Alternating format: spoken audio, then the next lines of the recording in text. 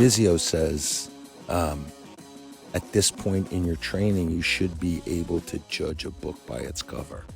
And it's such a courageous thing to say, in my opinion, based on, the kind of social consciousness around that. Like, it's not being judgmental. It's being, and by the way, he might be I've said this before, like, he's maybe the toughest person I've ever met. And absolutely one of the most sensitive people I've ever met. Yeah, it makes me think like when you go into a bookstore and you grab the book and you kind of read the back flap a little bit. You're like, maybe not for me. You know what it is? No judgment. Maybe somebody else will love this, but right now I won't read this right now because it's not. So maybe that's the same thing too. Sometimes you meet those folks and you're like, maybe not at the moment or ever for that matter. Yeah, like I'll tell you, like, growing up on the street, you learn how to read someone's body language very clearly. Like, and I say this in the karate class, like, if they're moving their pinky in such a way, and the training so deeply, you have their intention for the most part. Yeah. And I think Vizio's right. That kind of sensitivity is not weakness. It's not fragility. And yeah, man. It's like an informed sensitivity. It's because you've allowed yourself to be vulnerable. You've allowed yourself to expose yourself to these experiences to earn that sensitivity. And I think, like, whatever, people could say it's semantics or whatever, but it's really not. It's really not the same thing. We were sparring today. We were doing kickboxing sparring, and just while we were waiting for the studio to get clear, you and I were having a conversation, and you had said to me, like, you're good at extremes, and I've been advocating for you to sit in the pocket. And for those of you who don't know what the pocket is, or what I mean by the pocket is, in the striking zone, in range, and work in that range, because that's where most of the stuff happens. So you were saying, like, I know how to either get out or hit hard. And there's just so much more to the practice of kickboxing than evading or hitting hard. There's just so much more to it. Yeah. And that the willingness to be in the pocket and being hit and being, like, I got to be aware of that. I have to be sensitive to that when this person moves their shoulder, or gives some sort of tell, and then the right hand comes. And so it's totally applicable, totally, very much so. Being in that space versus the comfort of what I'm competent in, which is like, get out or blitz in. Because of the karate experience, there's, certain techniques within that framework that you can. So you are, we haven't mentioned, but you are a karate practitioner. And, yes. And you were the valedictorian of your black belt class, which I'm so proud of. 1 million years ago. But yeah, it's that experience of like, okay, I know these things, but now can I comfortably be in the pocket or the eye of the storm and not be so rattled because I'm being touched, by whatever the technique. Yeah, exactly. A padded fist. Yeah. I was saying, like, it's really important that we retrain our nervous system. That, like, in that space, in that pocket, we get to retrain our nervous system if we're aware of it.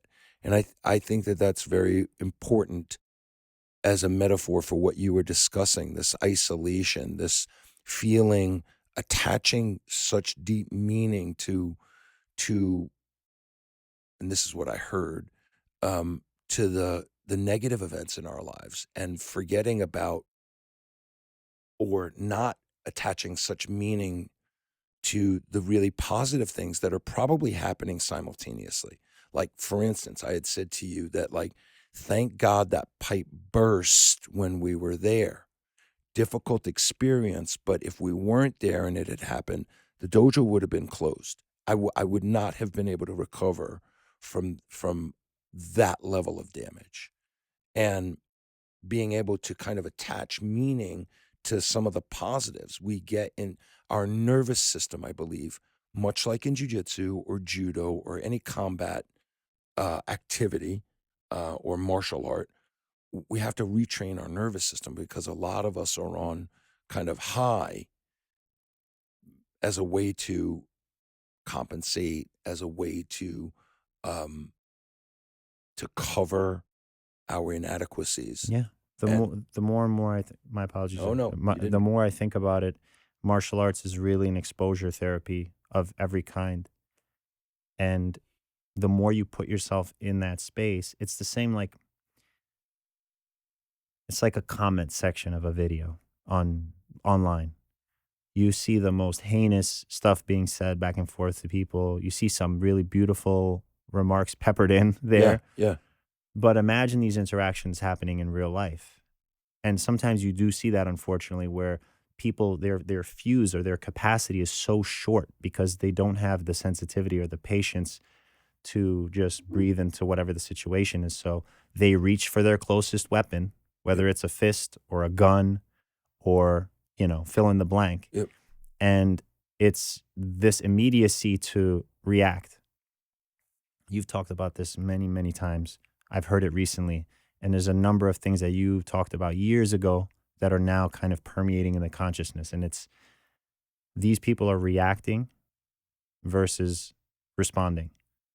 It's the same thing in acting. Yeah, it's interesting. You want to instantly react because that's where the drama is. Bang, bang, bang, bang. Everything's going back and forth. You're dovetailing your dialogue with somebody else. It's interesting to watch. But in real life, like to take a moment and to really be with somebody and maybe supersede that initial impulse to strike out, lash out, respond, or rather react and take a moment to respond to what's actually being said. And whatever, like you can hear this and think it's self-help, woo-woo, but I've lived it. It's for real. Because sometimes you react to a situation and maybe there's no coming back to that reaction. So I would rather take a breath 10 times over and make the wrong choice that way than make the immediate wrong choice that can never be Undone, recovered. right, yeah. So yeah. we were cleaning. Today's Sunday. We were cleaning on Friday, right? We're mopping and cutting in mats and stuff. And I was talking to you about being a student of David Lynch, and you had like, yeah, you went to his School of Cinematic Arts for screenwriting. So those of you who don't know who David Lynch is probably, one of the best directors, filmmakers ever to walk the earth, right? He's very powerful. People talk about his weird stuff. If you haven't seen a David Lynch film, The Elephant Man, oh my gosh, is unbelievable. Unbelievable. And Blue Velvet, unbelievable. Blue Velvet. It's on the edge, but yeah, it's certainly unbelievable. The Straight Story is another unbelievable, beautiful film. I had said that in the 10th grade, my English teacher showed his first short. Is the first film, I think it's the first film he ever made. It was like 17 minutes long, called The Grandmother, where a kid plants a seed and grows his grandmother in the attic, and like the grandmother is caressing him, and as a 10th grader, I was like floored, man. Could not believe what I was watching, and it stayed with me this whole time. Genius guy. But so what are some of the lessons that either martial arts gave you and it provided you some depth or success in that environment? And then the reverse. What are some of the things that, the master David Lynch had said to you that you kind of carry with you? I'll say quickly, I, at a certain point in my life, like after I'd graduated from college in 2006, I said, I think I'm done with academia. I just don't feel like that. If I could do it all over again on paper, I wouldn't have done it. Like I wouldn't trade it now because I met people that are, priceless in my life. But on paper, I'd be like, maybe I wouldn't have gone that route. Or I would advise somebody else like, hey, here are the pros, here are the cons, whatever. So I was kind of not wanting to deal with academia at that level. Found out about this program, and the way that it was positioned was that it's 50% consciousness-based study. So you learn transcendental meditation. So the master filmmaker is Yeah. is Is advocating. is talking about transcendental meditation, and his actual philosophy was meditate and create. Meditate and create. Not meditate, hang out, think about it, create. It's this thing is give and take that's happening. And so then we started learning screenwriting. We would have these meetings with him. His health was not great, but this wasn't like public knowledge at the time. So he would Zoom in with us, be so gracious with his time, answer questions. And he would always talk about how much the meditation was a part of his work. So sometimes he would be on set. He would just sneak away for 20 minutes, come back with a new scene on like a napkin. He's like, we're shooting this. Because the intuition, the impulse came to him in that moment to do it. And maybe in the moment it didn't make sense. And there's a number of these stories where in the moment, to everyone maybe around him, like, we don't know what is going on. But when it's put together, it was already kind of, in his mind, he would say, you get these puzzle pieces from the other side and you bring them into this side until it, eventually kind of completes itself. The idea itself is complete where it is, but you might get little bits of it and kind of put it, One of my favorite things about, or quotes from Tom, it's not from Tom Waits, it's from a woman who interviewed Tom Waits, and he was, I guess, saying how he was driving down the LA freeway, and he was very frustrated, and he starts screaming up to the sky like, help me out here, like, give me the idea, I'm doing the work. And that's Keith Richards talks about receiving the message. Like, so many people really talk about, when you say the other side, it's like the other side of consciousness. It's there's ideas available, and if we're receptive, they come in to our consciousness. He said he said, have a notepad, have something. He goes, because the ideas will come, and don't think that you'll remember it later, because you won't. And he goes, it's the worst feeling in the world. It goes to somebody else who's ready. Which is it's in the orbit, and if it comes to you, it kind of wants to be expressed through you. And if not, hey, no hard feelings. That someone else in the orbit in line. is gonna hit someone else, and it's I think that was one of the things that just how much he really believed and was a proponent of the transcendental meditation. And I had something about it called to me, but I was like, I really don't know anything about it. Let me see what it's about. Because truthfully, when I went there, I was like, man, if this is some cult business, I'm out. Yeah. And it really wasn't. You didn't have to sign away your firstborn. No. In the way that I experienced, drink some blood. No. Yeah. That's a whole never. But that was a beautiful experience, and it really opened me up. And I think, truthfully, I realized I was kind of like at that time sleepwalking through life a little bit. COVID had happened, all these things, like this panic that had set into so many people and life. And once I started this, graduated in 2024. So I started 2022. And it was this like unbelievable, like things were bright again. I was seeing, like these stickers here would just kind of have this like regular blah. But if I look at it now, the yellows pop, the green, I'm not saying all the time. I have to be in the practice to really, Maharishi Mahesh Yogi, who was kind of responsible for the transcendental meditation coming to David Lynch. He was his like direct teacher. And he talked about like meditations, like taking a cloth or a robe and you dip it in dye and you let it dry. And when you let it dry, it absorbs some of the color, but not all of the color. You have to continue to dip it so the color becomes brighter each time. And it has to be a constant practice. You can't think you're going to dip once and be like, Ooh, Yeah, I yeah, got I'm it. done. I got a I red got it. robe. I got it. I got it. No, it has to be a constant. Let it dry, experience it, Uh-huh. experience it. So that's what you take from the David Lynch experience. Do you think that that practice is what landed you the Netflix thing? Yeah, I think I started also booking more acting gigs after that because for whatever reason, I was um, like I said, I felt like I shook off the dust or like I had this like thin layer of like cement.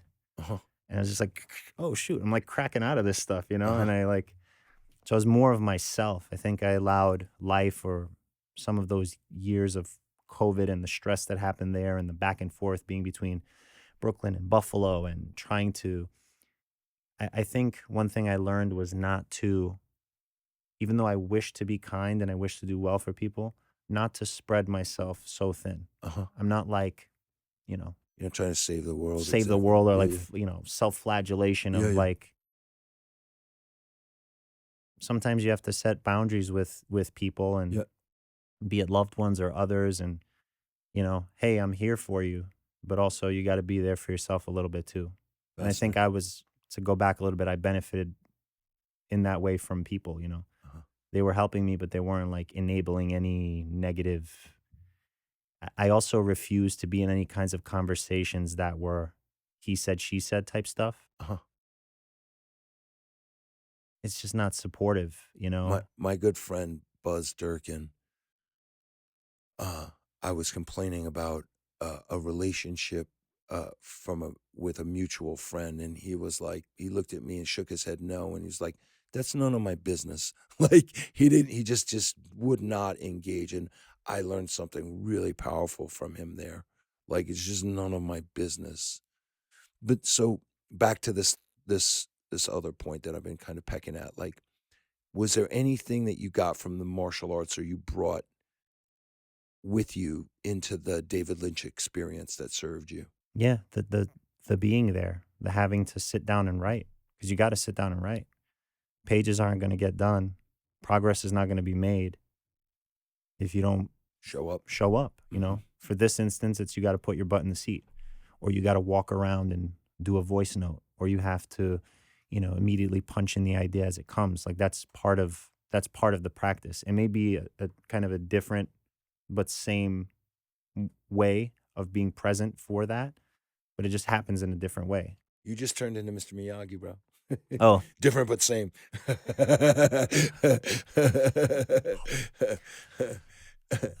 that's funny.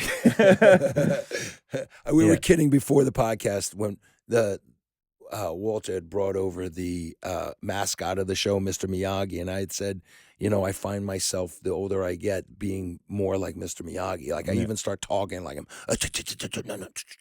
like so I'm Like hyper aware, different but less same but less different. talking, more doing too. I mean, that's kind of the genius of him too, is like sometimes like yes, this is a podcast, it's a long form podcast, people are listening. Most likely you're walking around doing something, folding laundry, Yeah, driving, yeah. whatever. So you're kind of filling in the time in a positive way, but that's also another thing in the practice. In the martial arts, less talking, more doing. Like, That's right. don't ask about the technique 20 times. Start messing up. Go. Just Yep. just go and do it and see what Yep. happens. If you're paying attention, you'll get it right. Same thing with writing. And it's so easy to do. Actors do this all the time. They'll sit in acting class. Well, I was thinking about the emotion and blah blah blah. Hey, stop. Get to work. Deliver the lines. Yep. Just start going. No long pauses, no anything. See what happens. Just see what happens. You can't see what happens if you're not doing anything. Same thing in writing. Sit at the page, even if it's blank, even if you literally write, I don't know what to write, I don't know what to write, I don't know what to write 100 times. It's better to do that and maybe get one sentence of some, you know, blissful divine creativity, where whatever it may be, than to, extrapolate, Well, they say that all good ideas come complete. That the good idea has everything inside of it that it needs to be fulfilled. yeah, a seed is complete A too. seed is that's right. A So seed even is if it's complete. this much, That's right. it's the start of what's going to be a complete thing. That's right. Yeah. That's right. What's like what's your next goal in the martial arts, or what's your next goal? We had talked about, I don't know if you want to express the idea, but we had talked about like what you were writing, and we were giggling about that. But like, what's something that you're sort of looking forward to, or what's an idea that has come to you that you're looking forward to expressing? I think almost everything that I've written so far, from the screenwriting experience at the David Lynch program to even now, they tend to be um, about love and forgiveness, the kind of hardships of family and the relationships you navigate there. Something I'm working on now, taking a little extra time with it because I really uh, care about it, and these ideas are coming because I'm actually experiencing it. I'm working as a um, like assistant to a superintendent, Yeah. so I'm learning the ins and outs of it. And in a funny way, it's in the same building that my father was a superintendent in when I was a child. He passed away when I was 5 years old. And so now that I've been, and this is a blessing too, because I think all these things, like we talked about, that hardship that I experienced for the 2 years led me to this experience, which honestly has been priceless. I'm walking into areas of the building, basement, backyard, that I haven't been in since I was 5. Mm. I'm seeing it from a different perspective now. I remember it from this angle, Right. but now I'm seeing it from this adult angle, which could be a metaphor of life, of how you experience your parents and what they went through and all this stuff. And so I'm carrying garbages and I'm smiling because I'm like, man, my dad carried garbages to this place. And so I'm writing something in that space of like, I won't talk too much about it, but Right. something that has to deal with that kind of experience. And um, yeah, but I think the other end of these hardships have led to these beautiful experiences that I also want to kind of mark and say, this is beautiful.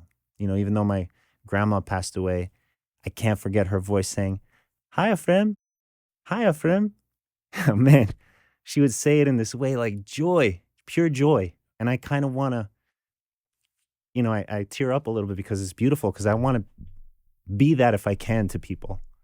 Like, hey, Shihan. When I see you, I'm always like pumped. Like, or someone comes in the morning class, yes, like, hey, Yes. man, you're here. It's Yeah. awesome. Yeah. And really mean it. Genuine. Yeah, not like some, tactic or something. It's just like, no, it's awesome, man. We're here, we're doing it kind of thing. So if that's a roundabout way of answering that, I Yeah. guess. No. I want to say, um, without again being morbid, like, I'm so happy you didn't check out. I'm very happy and grateful that you didn't punch the ticket. And I've say that because I've faced that myself more than once in my lifetime. And although I don't know how it feels inside of you, I certainly know how it feels inside of me. And I had said to you in the car ride to the Q train on Friday, I was driving you back so that you could get home. I said, in your universe, you will attract good things. And I was very specific about that. I think there are billions of universes. Each one of our consciousness has we are combined in a way, but each one has a different reality. That was actually a really important conversation for me, because afterwards I realized, we were talking about a few things, and in the same way we're talking now, I had this like confidence of like understanding this experience I had. But then you asked me about something specific, and I was getting all like word salad, Yeah. and I'm realizing, oh shit, pardon my language. No, I curse. I'm still a little protective of that part of myself. And so I just made the decision, like, okay, here's the next step too, is like, I don't need to, I'm okay. I don't need to like be, captive of my own heart. Like, I can be a little more I think that's what open. Yeah. I had said last night that, or yesterday in the class, that Mr. Vizio, in the first 15 seconds of when I met him, knew me. And he said he went right after the thing that he wanted me to get to work on in 15 seconds. And I had said that, like, to the class, like, that taught me so much as a person, but also as a teacher. Like, I aspire to be like him in that way.